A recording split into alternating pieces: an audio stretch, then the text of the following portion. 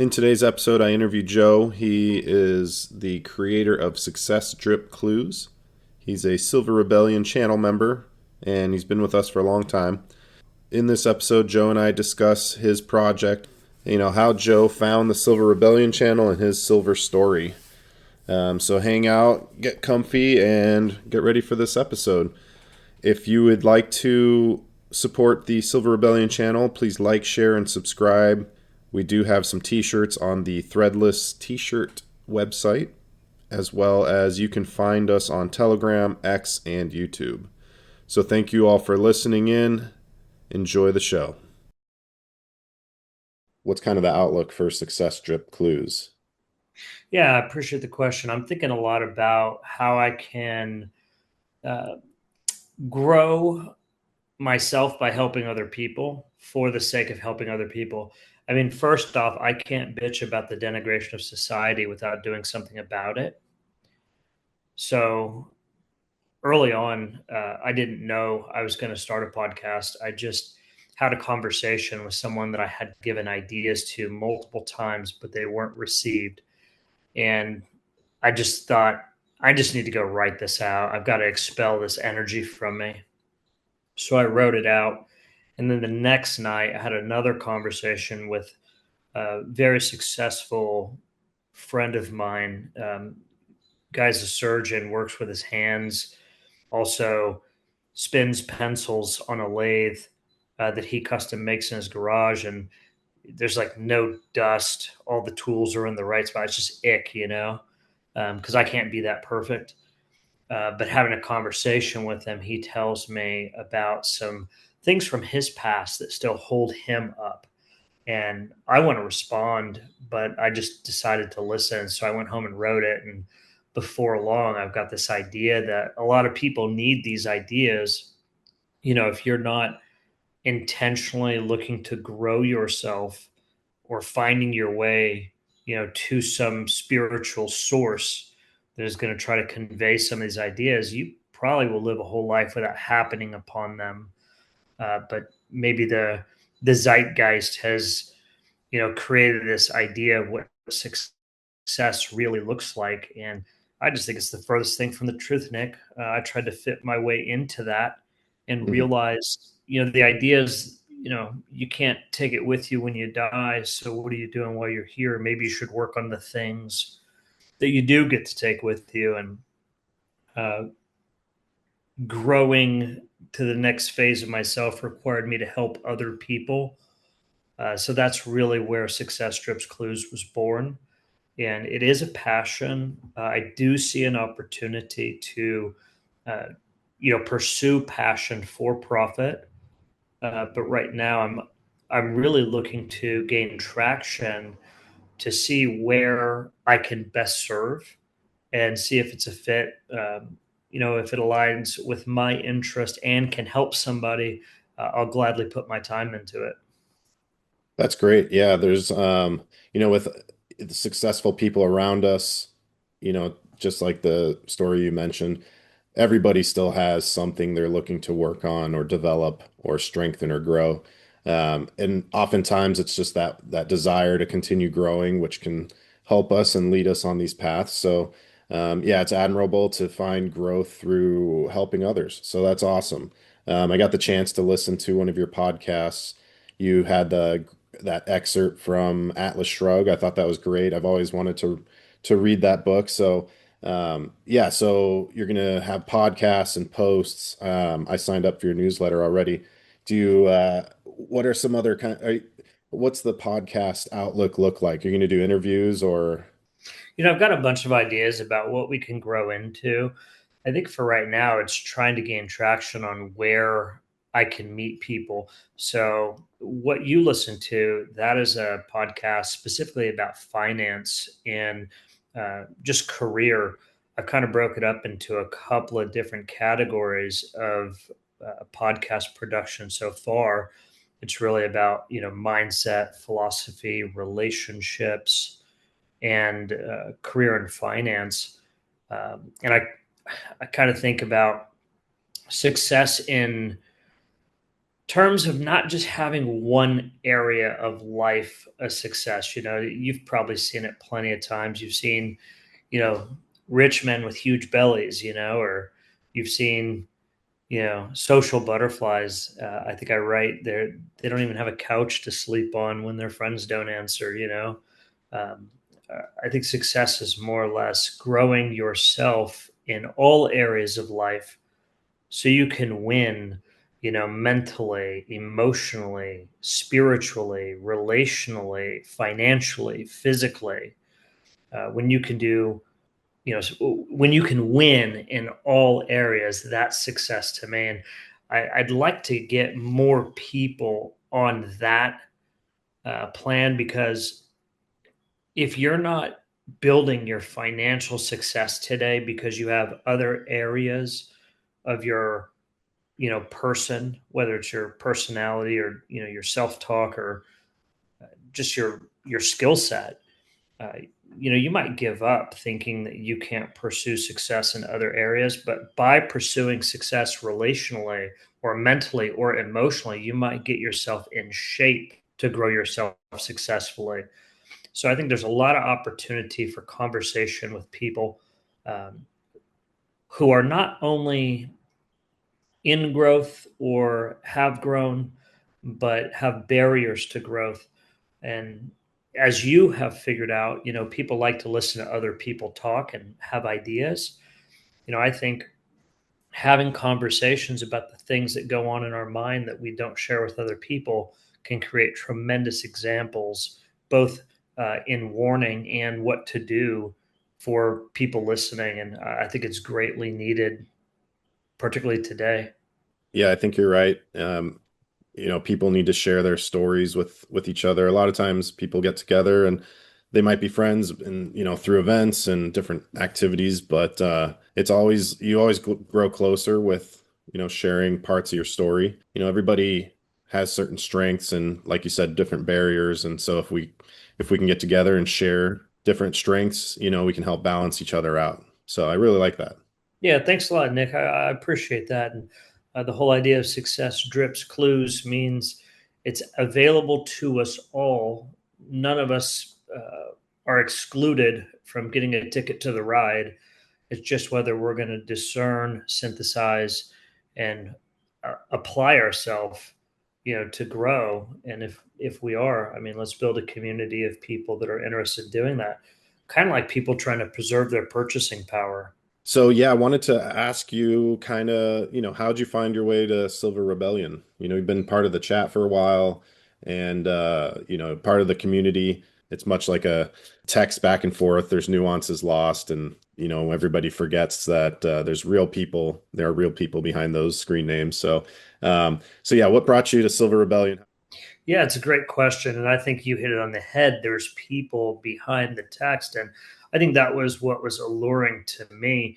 When you zoom out and you see how few people actually own precious metals, it's not a neon sign standing on the corner saying, hey, silver holders, we're meeting tomorrow at 6. So naturally, you might find yourself, on the internet looking. And Telegram was something that was shared with me by a friend. And just through trying to understand how Telegram works, I did a search for, silver and came across the group and saw about 1,500 members. And thought, wow, what's going on here?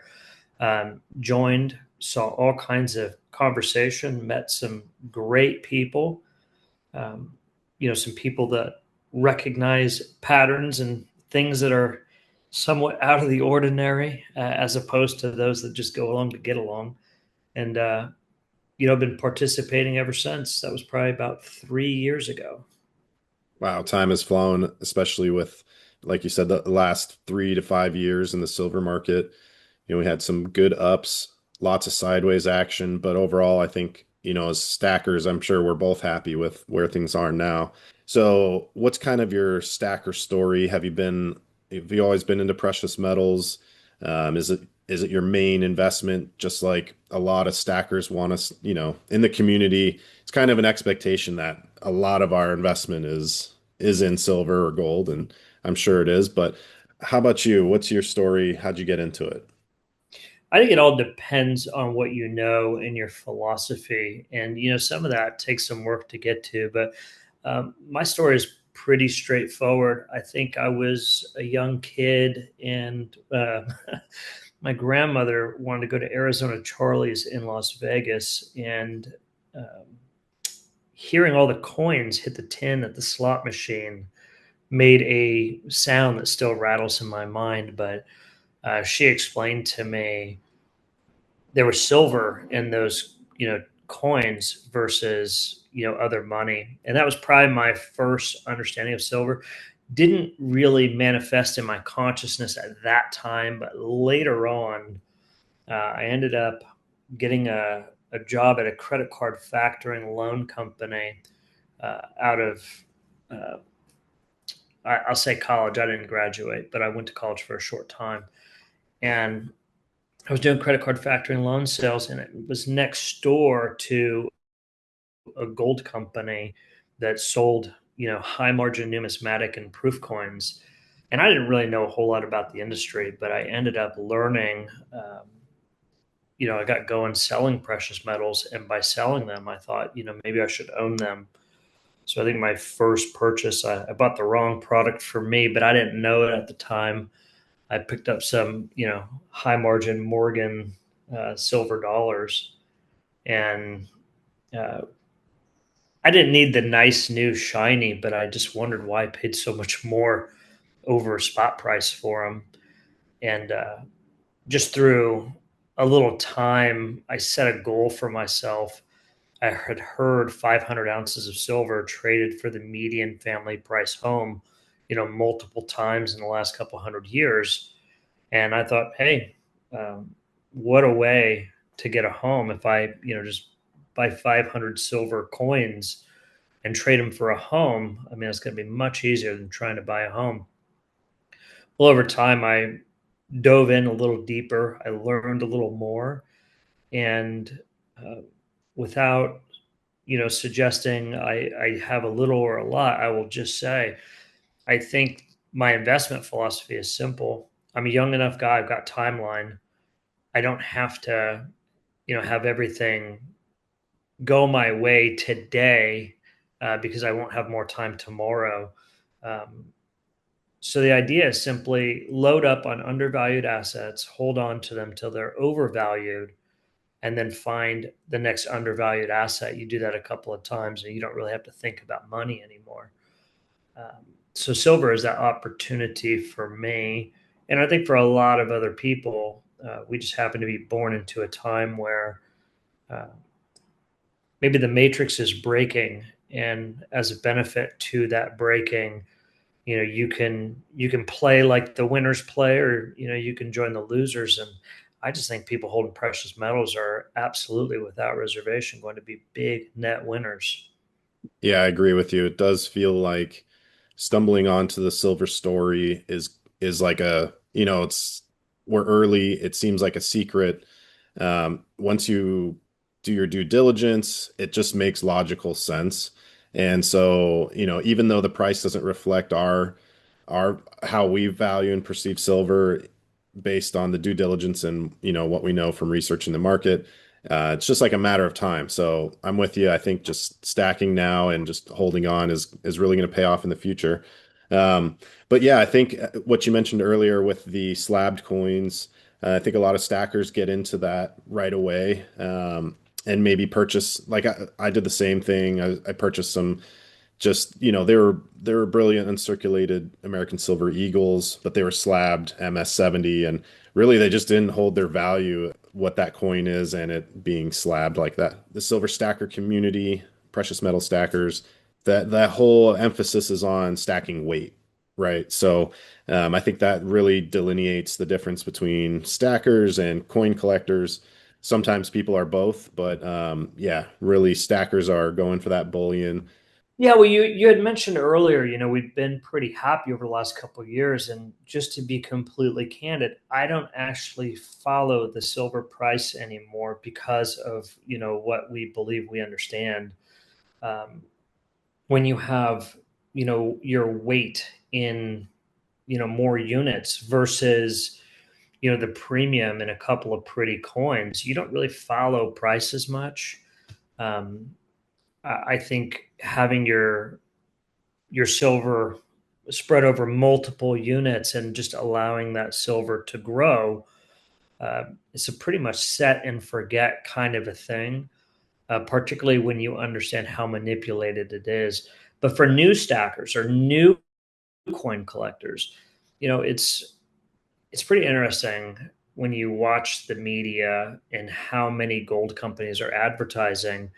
Those guys are the experts. So you might end up on a phone call with somebody who makes a huge margin selling a very specific product. And I think that's where a lot of stackers get introduced.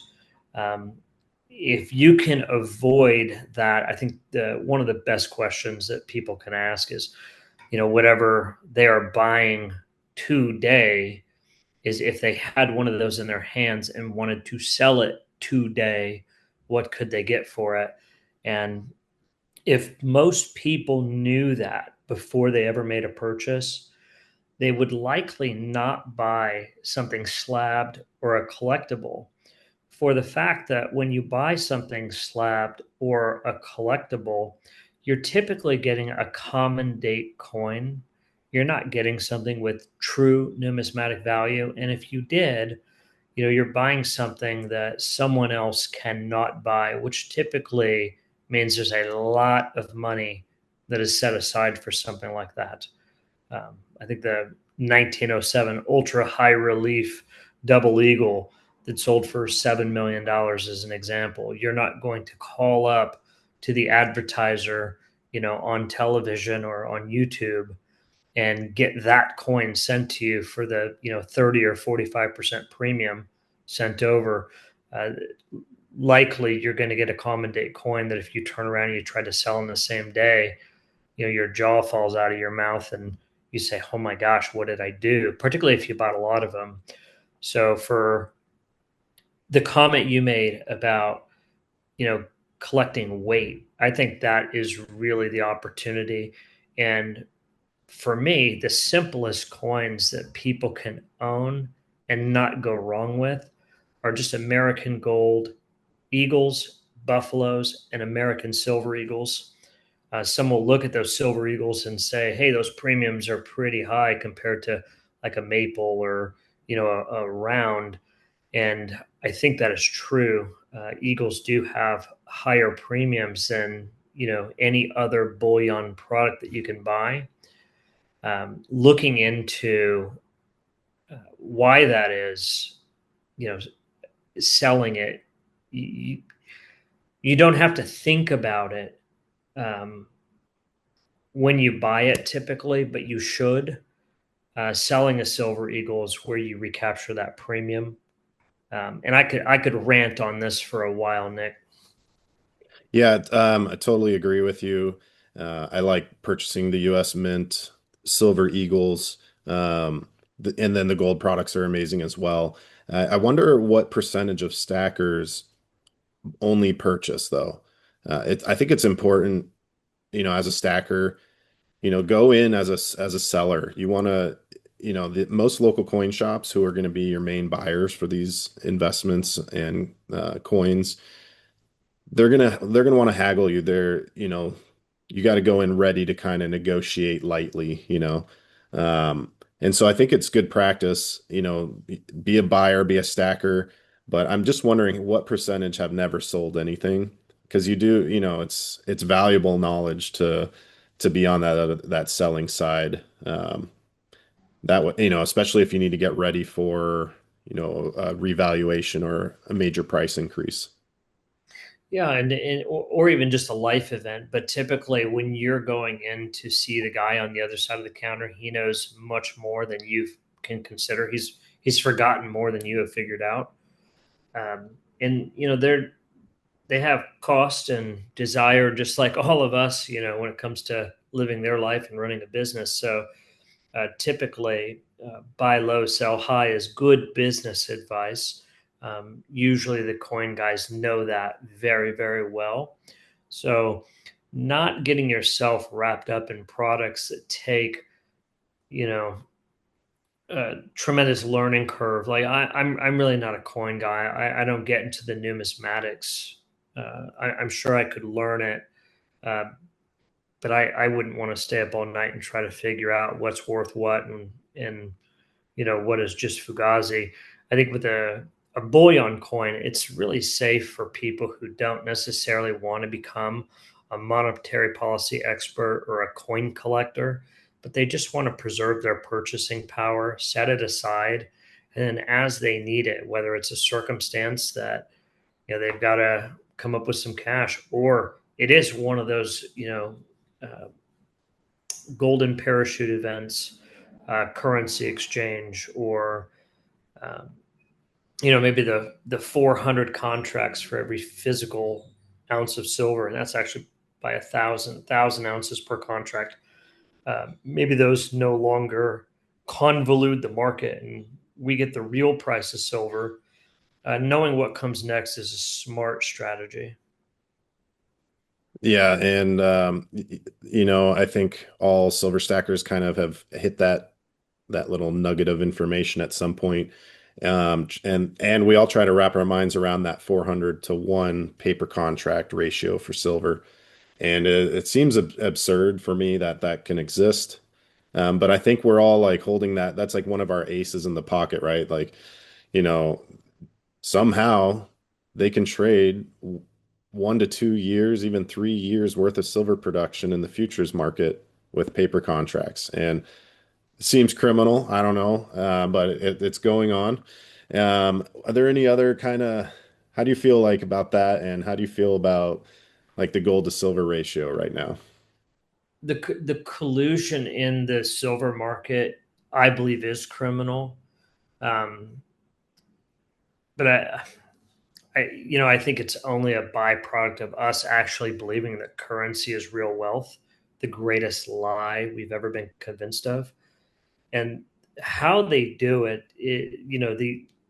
it's pretty interesting. These guys are really clever and hard to know what needle pops one balloon. But I think back in 2011, when silver was pulled down from $50, margins were raised 4 out of 5 days pretty aggressively. And then there was the uh, collusion investigation where JP Morgan and the 9 other banks paid huge fines. I think the LBMA London Fix was moved to a council, if I recall, versus the 3 banks that fixed the price twice a day. And one of the things that we learned is all of the contracts that existed on the balance sheets of these banks that were given 100% loan to value ratio could also be leased out to the colluders bank to exist on their balance sheet to get 100% loan to value ratio. And I think when you have 10 banks colluding, you can see very quickly how, when you survey the silver market and you see these contracts for positions that don't actually exist, we can get so uh, just out of balance with that 400 to 1. But you think about it, for every ounce that you have in your hand, that means there's 400 other investors that actually have a claim on that same asset. And one day when they figure it all out, it's like having the chair before the music stops. I think we're going to wake up and pinch ourselves for the fact that it's in our hand. And the gold to silver ratio you ask about, you know, it's, I, I mean, there seems to be this entanglement between gold and silver right now. And I think a lot of people are noticing it. Um, it's hovering right around 100 to 1. I've seen it get up to about 125 to 1, and I've seen it get as low as about 31 to 1. Um, for most of history, it was 1 to 1, 1 to 2, or excuse me, 2 to 1, or 16 to 1, and that's the gold to silver ratio. How many coins of silver are traded for 1 ounce of gold? Um, I guess it comes out of the ground at 7 to 1 or 8 to 1 today. So 100 to 1 just tells me it's a massive buying opportunity. I don't worry as much about the price because I believe in the, consolidation of that ratio and all of those claimants having the same idea that they own silver, but figuring out they don't. You'll be pretty happy that you do. So, as long as the LBMA is still fixing the price, twice a day, the AM and PM fix, I just think the opportunity to procure more silver, we'll look back on this time and, wonder why we bought, you know, the tchotchkes or whatever we found at the mall instead of, loading up on silver. Right. Yeah, I'm sure everybody has a garage full of stuff they could sell right now and load up on silver. And that's part of the difficult part, right? Being early, finding that investment, which is going to have the biggest effect on your wealth before it happens. And ultimately, patience will pay off, right? Whoever can hold the longest and stay true to their due diligence will know it'll pay off in the future.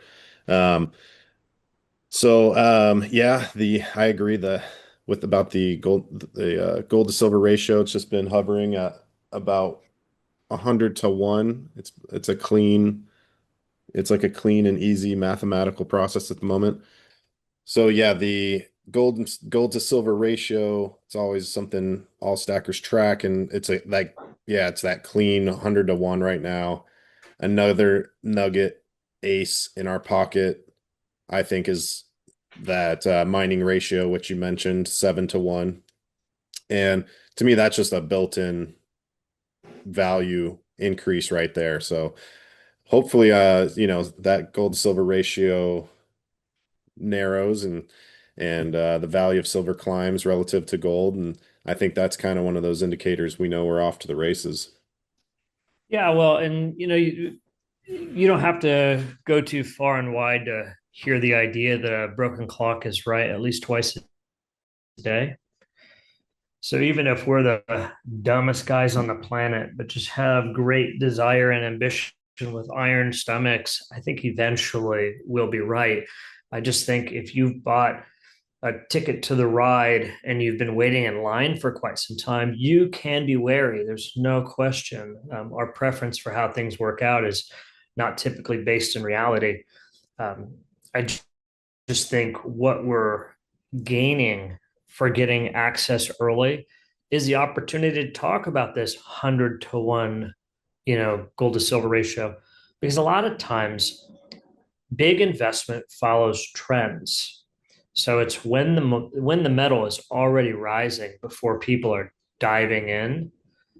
And I just have to think how many more units we end up getting at this price versus, chasing an all-time high in silver as an example. Absolutely, yeah. The exponential nature of stacking the weight is a great long-term strategy, and it's as you mentioned earlier, set it and forget it. So it's great. It's always there for you when you need it. And but you're right. I think at some point we're going to just see that price catapult, and kind of the reward for our patience will be there. Any any thoughts, on the whole golden age, the Trump administration's talking about the golden age for our country. We just saw the Golden Dome be announced, and there's just a lot of emphasis on gold from Trump. Do you think anything's coming down the pipe? Maybe a currency change, or they're talking about a strategic Bitcoin reserve. It just feels like some foreshadowing or something's happening in the background. What do you think? Yeah, I think we're all kind of got our antennas up and seeing stuff. Just to address it real quickly, a strategic Bitcoin reserve doesn't mean you wholesale lump your retirement account into it. A strategic reserve is like having an extra batch of your favorite whiskey for when you run out.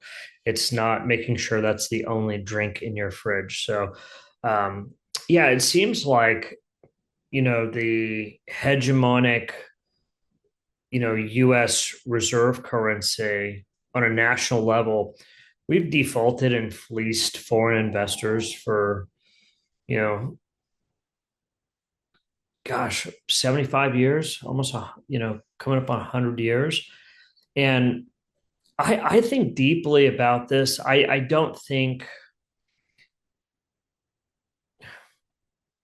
you might have to edit this part out, but I think the game is simple. It's like an accordion: consume, or inflate, consume, collapse, move on. So I think we were just getting ready to be harvested as a nation. Central bank digital currencies being programmable, tied to your social credit score and your carbon footprint. Seems like that was coming down the pipe. Now, maybe a new dawn is emerging, and I I have ideas that would help me connect this. I probably just couldn't articulate them at this point, but here's kind of what I see happening.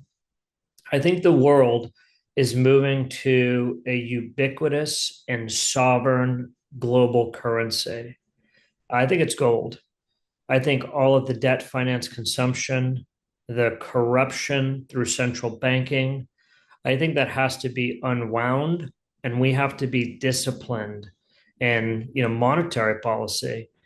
And to do that, I think we've got to create ubiquity. And um, I'm expecting, in my most fanciful ideas, uh, we will get back to a world reserve currency that is tied to gold, and then from there, maybe decentralized ledgers, to keep the bullshitters from bullshitting. But then we'll use the innovation, resources, trade agreements between countries to enhance uh, independent currencies relative to their base value. I think that's what's coming. More nationalist populists that have very selective trade agreements between other countries for, um, you know, intrinsic benefit versus just, you know, fleecing the taxpayers, if you will. Yeah, I like the analogies you shared there. Um, and yeah, the a 1 ounce gold coin, minted in the US compared to a 1 ounce gold coin minted in South Africa. They're the same 1 troy ounce. It's an even playing field if we return to like a gold currency or at least, backed by gold. And it seems like paper fiat currency is a speculation market, and maybe return to precious metals is more of a truth and honest return to the basics kind of trade and currency situation. Yeah, Nick, I agree. And when you really understand currency, I mean, at its core, what's the difference between $100 bill and a $20 bill? I mean, it just seems like the ink on it and your belief that it's worth five times the value. But it doesn't take any more time, resources, or labor of not, really significant value to create $100 bill versus a $20 bill. But if you have the printing press and you can print these things into oblivion, they are worth nothing to you.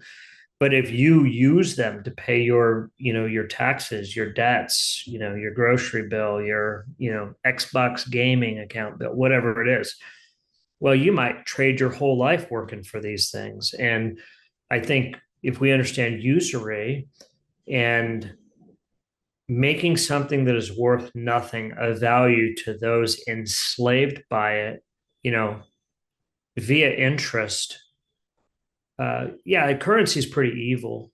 Um, so money is a store of value. Currency obviously does not store value. Yeah, when people's lives and their work and everything revolves around the fiat currency created in this matrix, people forget what, true wealth is, true value. And I believe they collectively removed this from our collective consciousness as far as what real money is.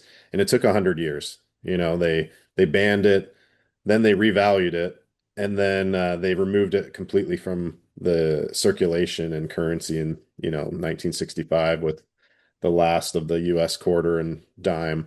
Um, so it was a long process, and thank goodness for the internet, I've been able to research as much as I can about this topic of silver and gold and stacking. And so um, yeah, I think we have to bring it back to our collective consciousness somehow through a grassroots effort. And that's kind of what this group is about, and the other stacking groups. It's so what can we do? How can we get other people to return this to the collective consciousness? We got to bring this back to the forefront of everybody's minds. You know, that's that's the question. Um, there's an inertia that keeps people from believing things that benefit them. It's sometimes it's too difficult to believe, gold or silver is money, or many other things that we can rattle off. And you're right, it did take a long time to rewrite our own understanding, uh, of what we no longer have at our fingertips. I think it's the greatest lie told, and I think it's the most pervasive. Um, you know, for sake of conversation, the cave from Plato's Republic, or I don't know if you are you familiar with that one? I'm not, but I have a feeling I've seen a diagram, I think that represents that. Yeah, how do you wake up a slave who believes the shadows on the wall are Hmm. monsters when you have seen what creates the shadows on the wall, and even been out and seen the sun and your own reflection, and you once believed something that you could not be awoken from, but now you want to awaken someone else from. um, I don't know. Human nature says we should try. I wish I could give you the silver bullet on that. One of the things I try to do is give people an understanding of what an ounce of silver costs versus an ounce of gold versus gasoline, 15 barrels of oil, a couple gallons of gas, shares of the Dow. I think understanding the ratio between inter asset classes creates a pretty clear picture. Like I think in 1971, median family price home was about 25,000.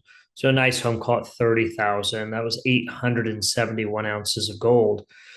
A lot of people would say, "Well, I wish I would have bought more homes in 1971 because my home today is worth $226,000 on a national average, or it's probably higher today." But if you would price that same home in gold at, call it 871 ounces, do you really wish you had owned more homes or more gold?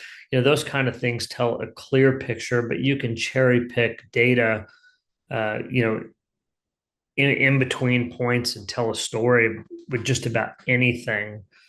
Um, One analogy I like is the value of silver in silver quarters and the minimum wage from 1965. So if you take the minimum wage from 1965 and compare it to now, technically the purchasing power relative to silver's value was a lot higher in that's right. 1965. So it might And have been what, 5 quarters for minimum wage back then? yeah, I love that analogy. That is a fantastic one. The one that I use with silver is kind of like that. It's, $1 in silver got 4 gallons of gas back in 1971. And that's a good date to use because we were pegged to the gold standard. But today, that dollar doesn't get you a third of a tank of gas in most cities, but an ounce of silver will get you more gas today than it did back then. And I think you're right. The fact that silver is the second most used commodity on the planet, 10,000 industrial applications across 30, or 10,000 industries across 30,000 industrial applications. And then, of course, most of the silver that is used is economically unrecoverable.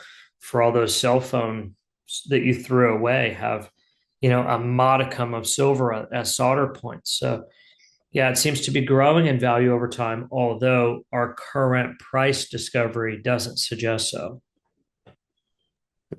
It's an interesting thing sometimes, feel like we're living alternate realities than everyone around us.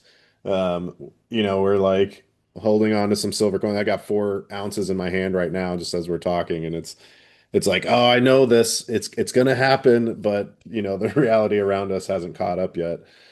Are there a lot of stackers in your life, or do you feel like you're kind of the lone wolf on that one? Yeah, so first the divergence in consciousness. I mean, I think we see it so many areas, but people are waking up, so it's great to be where we are in time and actually able to witness people waking up. We could get, pretty pessimistic about, the future with the way things are going, but um, stackers in my life.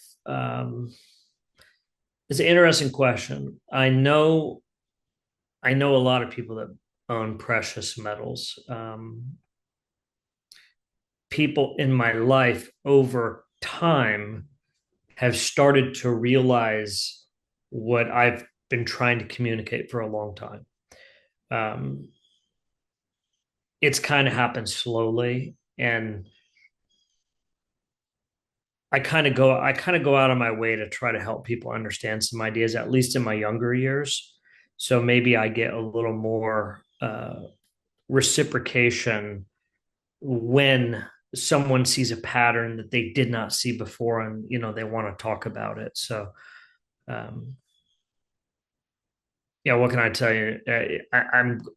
I think what you're holding in your hand, maybe for even stackers, we look at it and it's hard for us to really understand, what we're actually holding, and why is it of greater value than it shows today. And um, if you even think about your own inertia in that, and then the guy that says, hold on, that's shiny. If I take it to the grocery store, yeah, it looks cool, but I get $1 if I try to spend it. And, I can't spend it at most places. And, there's things that I don't want to be uncomfortable without. So I'll just keep my dollars because I can use them and spend them all. Um, Right. Yeah, there's a few times I can think back to the bull run of like 2010, 2011, and early in my career, and there were a few times people just brought into the my place of work some Silver Eagles, and they were just trying to talk to me, but it was almost like a foreign language at that time. I was like, okay, this is a coin, cool. Why should I be so excited about it? But they knew, they were riding that bull market and trying to bring other people along for the ride. So it seems like the bull market's building up right now. So as a silver stacker, are you, and a precious metal stacker, are you only into those? Do you get into other investments? Um, because that brings up another topic. Sometimes it feels like as a stacker, we kind of can turn a blind eye to maybe crypto or these new digital investments or even the stock market. What's your outlook? Do you prefer just precious metals? Do you dabble in other areas too? yeah, I've had some speculative holdings in other asset classes. Um, Deep down, uh, my my belief is you only have to be right one time for a little bit of time to really win. And the indicators, I missed Bitcoin. I saw it at 27 cents, and man, I could have been a trillionaire, a gazillionaire. I don't know. Um, it didn't make sense to me. Silver makes a lot of sense to me. It's very easy to follow.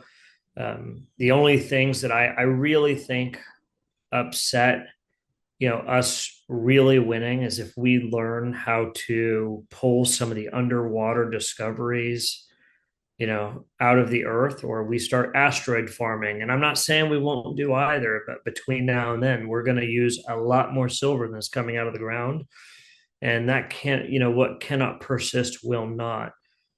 So I think it's an opportunity to load up big, and not to fall in love with it, but to use it as an opportunity to trade for another asset class when appropriate. I haven't found another asset class that really makes me feel like I should be giving up, silver for another asset class. Yeah, the future technology is another topic that circulates around the community quite often, and how we're going to mine this commodity in the future. And I guess my little thought on that is, the innovation will probably precede the available supply to feed into that. So you're right. We might have to be mine the garbage dumps to recycle it. We might have to develop new technologies and ways to mine it on the bottom of the ocean or asteroids. But yeah, I think we all are looking at technology as one of the main drivers for a change in the value and price. And I would say they could be one and the same. Price discovery, appreciating will provide opportunities for recovery efforts. Right now it's just not profitable. Um, and then there's only one other caveat to the previous question. Silver is quite cumbersome when you start stacking it up. 500 ounces fits into what's called a monster box. I compare it to like a college basketball player's shoe box. They weigh 42 pounds. They're pretty cumbersome to move. And if you have to move, even just a few of those quickly, it's quite a workout. So I think stacking up silver as much as you can store is a practical idea, but over and above a reasonable amount that you can safely store that's not going to bring harm to you. um, you might look at some other commodities that are going to appreciate through the devaluation of our currency. With the price increase of silver, though, it will get lighter, right? Well, It, no, well, yeah, no question will it get lighter. You'll also procure fewer ounces for the same dollars. right, So right. in both perspectives, both ambition and relative value or weight, yeah, it will get lighter for sure. Maybe the value to weight ratio on silver, maybe that's a security feature in itself. Yeah, It does, if you had to flee, not so great. But if you wanted to stay in one place, maybe it is a feature. yeah, it could be. But then again, I like to reference when there are no lights on, people go where the lights are.